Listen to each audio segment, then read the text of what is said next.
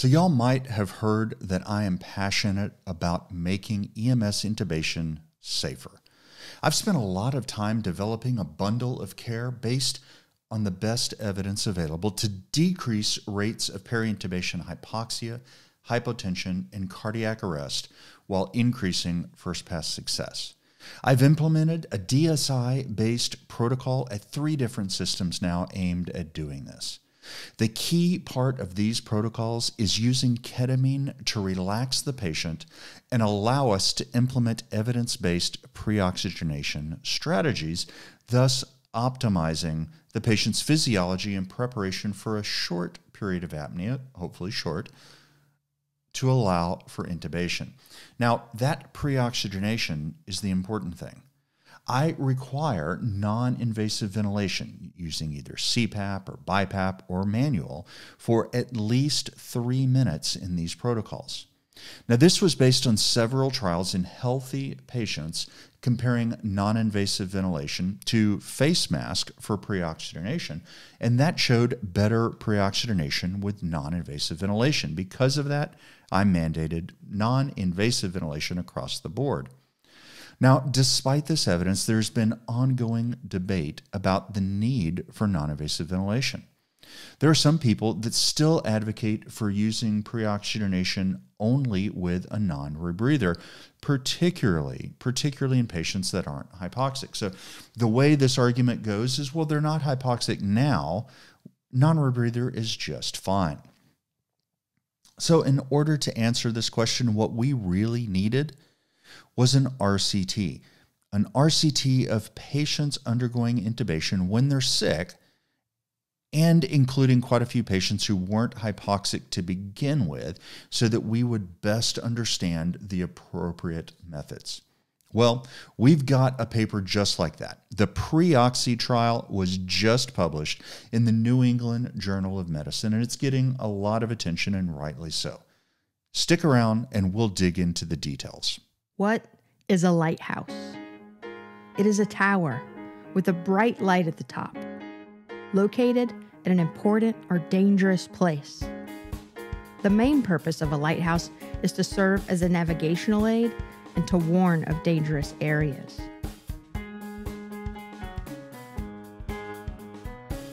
Welcome to the EMS Lighthouse Project podcast, illuminating the darkness of current EMS clinical practice with the bright light of science.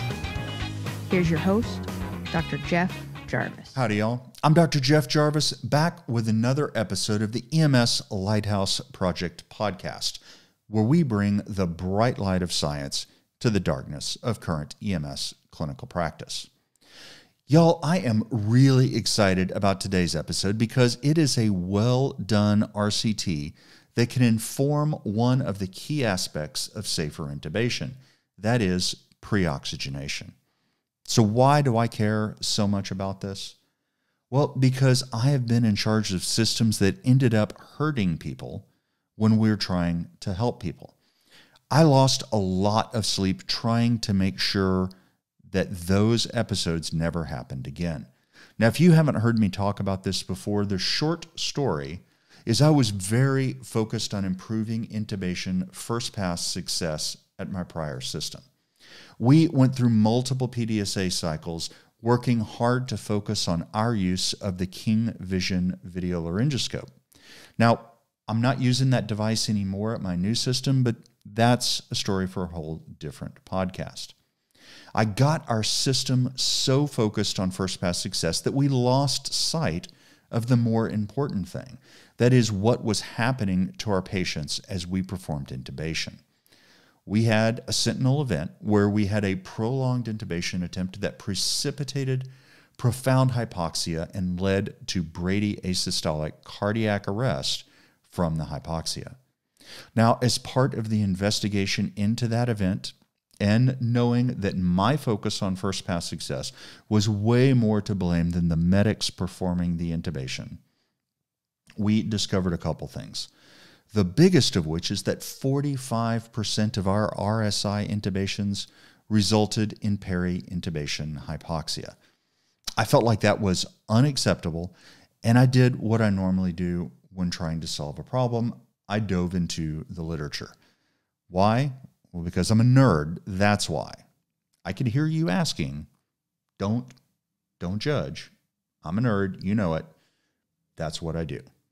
Well, what did I find? I found quite a few things, ranging from best position to undergo intubation in, best position to pre-oxygenate with, whether we should use apneic oxygenation or not, and whether we should be doing non-invasive ventilation compared to just mask ventilation.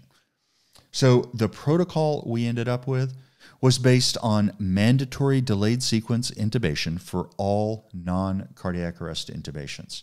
The protocol was a bundle of care that included the following components. Again, number one, universal DSI using ketamine to allow proper preparation.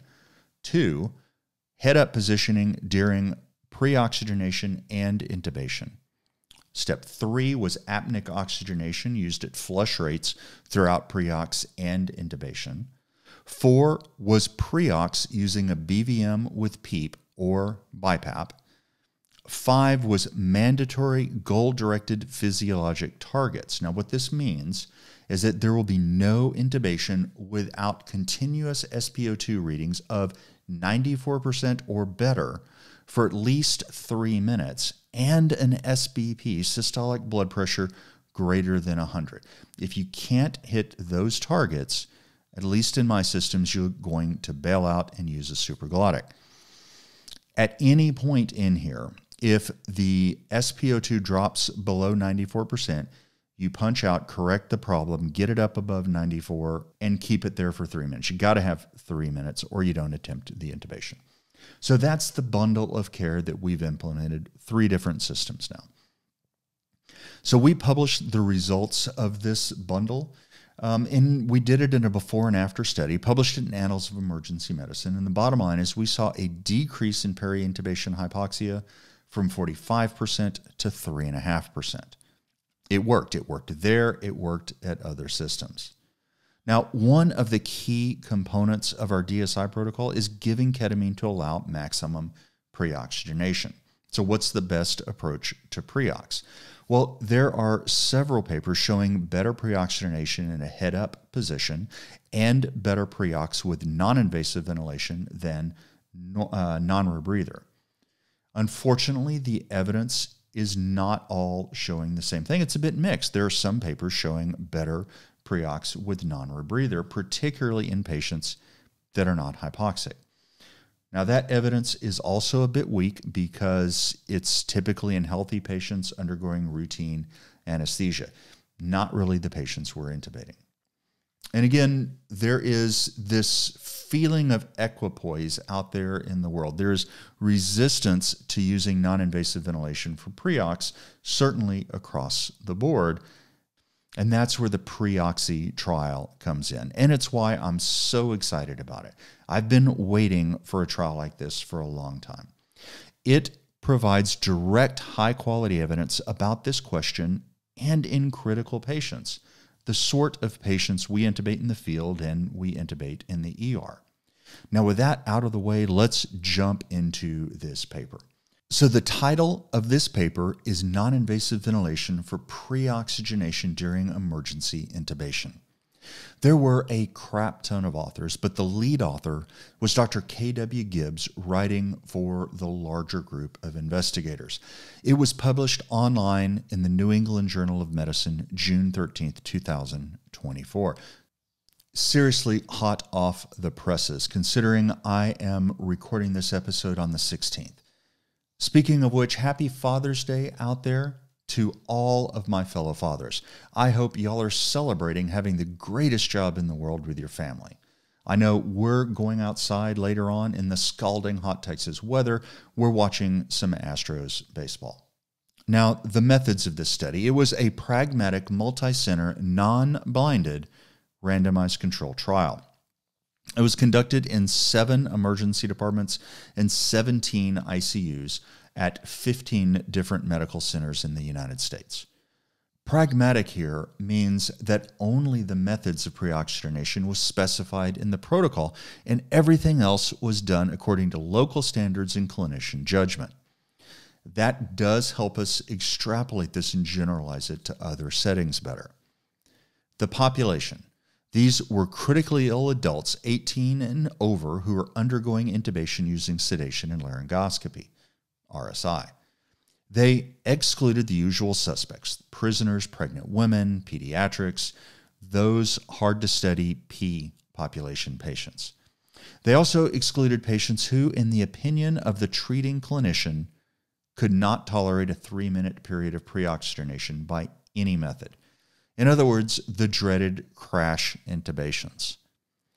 Now, I've discussed my suspicion of this concept of crash intubations in a previous episode, and I might have let slip my belief that almost all patients can wait 3 minutes and they will benefit from it.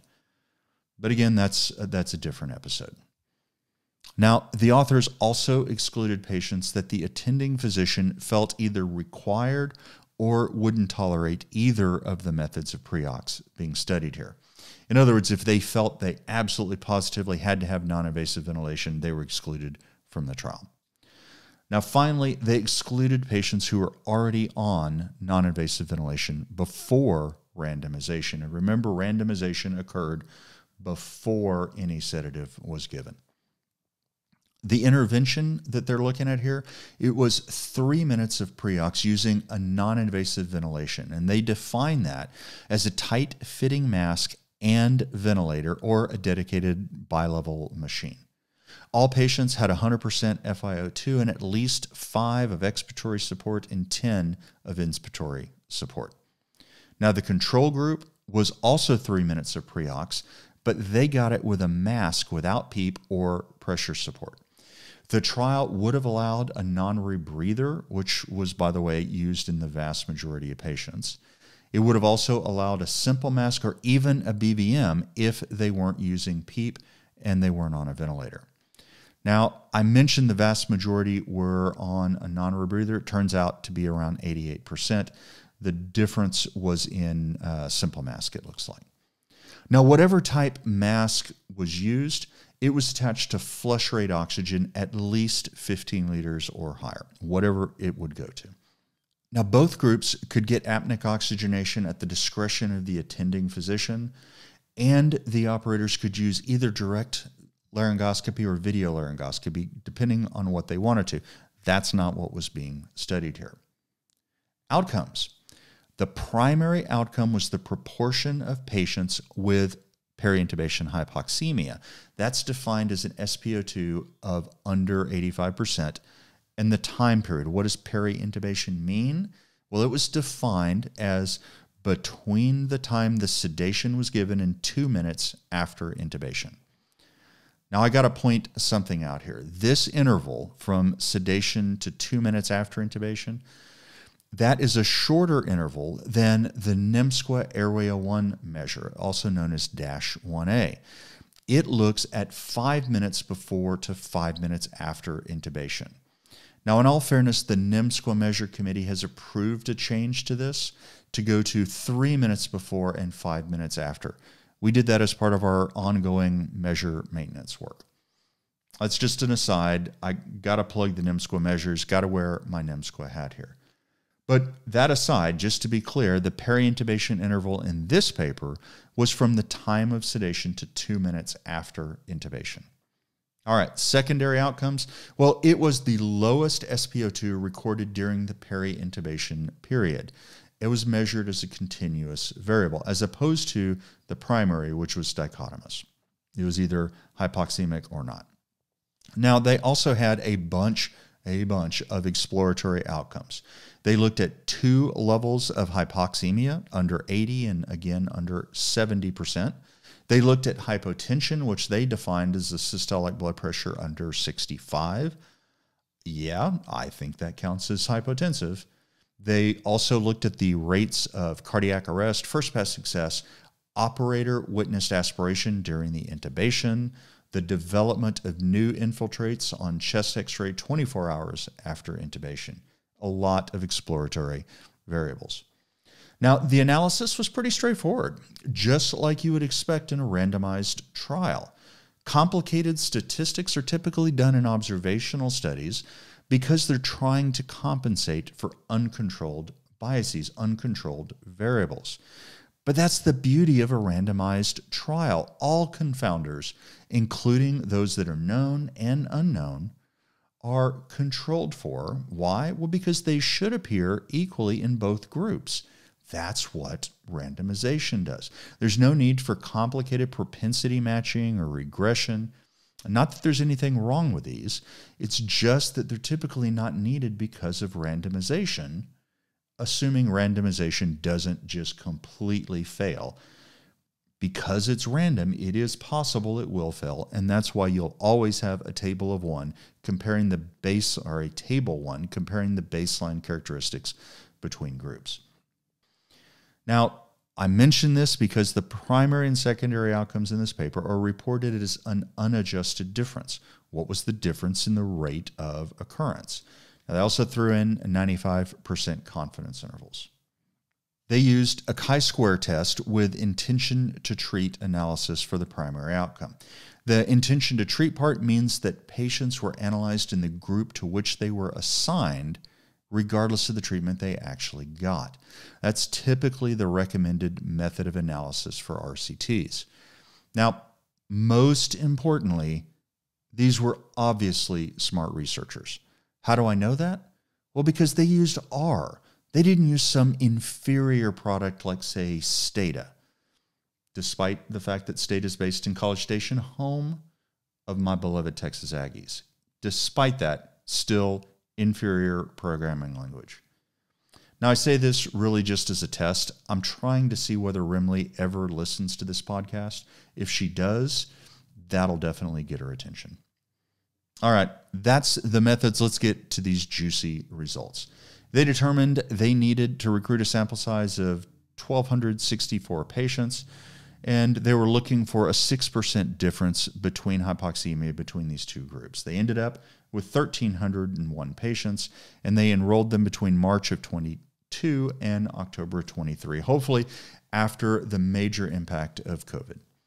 Now, there were 645 patients in the non-invasive ventilation group and 656 in the mask group. What did their consort table look like? Who did they include? Who did they exclude? Well, to get the 1,300, they assessed over 4,500 patients for eligibility, and they excluded around 3,000, a little over 3,000. Now, of these, almost a third were excluded because the operator felt this was a crash airway. In other words, we had to intubate them too urgently to allow for proper pre-oxygenation. Now, again, I'm kind of scoffing at this, but that's what happened. I really wish they had reported the rates of hypoxemia in this excluded group, but if they did, I can't find it anywhere. It obviously wouldn't have had an impact on the non-invasive versus mask ventilation because they never got randomized, but I just have this feeling that when we say it's a crash airway, bad things happen more than if in that same population we'd taken our time and done it right. As a matter of fact, April and his colleagues reported that there was an 80% increase in the odds of peri-intubation cardiac arrest for these crash airways. This is a critical population that we really need to think long and hard about how we manage. Now, as we would expect from a randomized control trial, baseline characteristics were similar between the two groups. RCTs work. Median age, 61, 40% were female. Roughly 75% of the intubations were performed in the ICU, with the remaining 25-ish done in the emergency department. The median SpO2 low point in the hour before intubation was 95%. In other words, this was a group with an awful lot of patients who were sick but not hypoxic. Now, I think it's important because of the not entirely unreasonable arguments of not requiring NIV preox in patients without hypoxia. Now, I don't like it, and I don't allow it, and I don't do it in my practice, but I was having, up until this paper, a hard time saying even in that population you should use NIV. Now, Over 95% of all patients received at least 3 minutes of preox, so they did what the trial asked them to do. And about 90% were not hypoxic before induction of anesthesia. So not only were they not hypoxic before they were randomized, whatever type of preoxygen they were getting relieved the hypoxemia in over 90%. Over 98% of patients in both groups got both sedation and paralysis. So in other words, this was RSI. Now I read the supplemental tables so you wouldn't have to, and what I found is 75% of patients, because I hear you asking, what kind of drugs did they give? Don't worry, I'm going to tell you. 75% of patients got etomidate, about 20% got ketamine, the remainder got some version of either opioids or benzos, or opioids and benzos, or propofol. 85-ish% got rocuronium, and about 15% got SUX. Who did the intubations? Well, fellows did about 55% of the intubations, with the residents doing about 32%, and attendings picking up around 6%. Physician specialties reflect where these intubations occurred. As we would expect, a fellow doing that is most likely to be doing the intubation in the ICU, and most intubations were done there. So 67% of the specialties were critical care. That's likely who the fellows were. About 30% were emergency medicine, with about 2% in both groups being intubated by anesthesia. What type of laryngoscope did they use? 83% of the time they were using VL, 22% using a bougie on first attempt. First pass success using the novel definition of 1 laryngoscopy attempt and 1 bougie or tube attempt was 83% in non-invasive and 82% in the mask group. So basically the same, low 80s. Using the standard definition of just 1 laryngoscopy attempt, regardless of the number of attempts to pass the bougie or the tube, was a little bit higher, as we would expect, 89% and 87% respectively. Now, if you're interested in learning more about this definition thing, I covered a paper by Trent and colleagues that really described it in more detail in episode 74. Go back, take a listen to that if you want to know. Now, there wasn't a whole lot of apneic oxygenation going on, but there was a difference between the groups. 3% had apneic ox in the non-invasive group, and 16% had it in the mask group. I think this difference is worth talking about. Now, prior work, including a systematic review by Pavlov and Weingart, showed apneic oxygenation reduces peri-intubation hypoxemia. We would therefore expect, if there was truly no difference in hypoxia based on your pre-ox strategy, for there to be less hypoxemia in the face mask group, because almost 5 times as many patients in this group got apneic oxygenation. So just keep that in mind. This difference biases the result in favor of preoxygenation with face masks. So if we end up seeing less hypoxemia with non-invasive ventilation, it is despite this difference, and it would strengthen our confidence in the results. All right, that's it for baseline characteristics. Now on to the main course. There was less peri-intubation hypoxemia in the non-invasive ventilation group compared with the mask group. Wasn't really close. In fact, it was almost twice as much. The specific number is 9.1% in the non-invasive group versus 18.5% in the mask group. That's an absolute difference of 9.4% favoring non-invasive ventilation. Confidence interval goes from 5.6 to 13.2. Now, I mentioned a sensitivity analysis. In that, they calculated an adjusted risk difference after controlling for all the expected confounders, except, interestingly, apneic oxygenation, and they found similar results. So SpO2 nadir, the low point, it also favored non-invasive ventilation.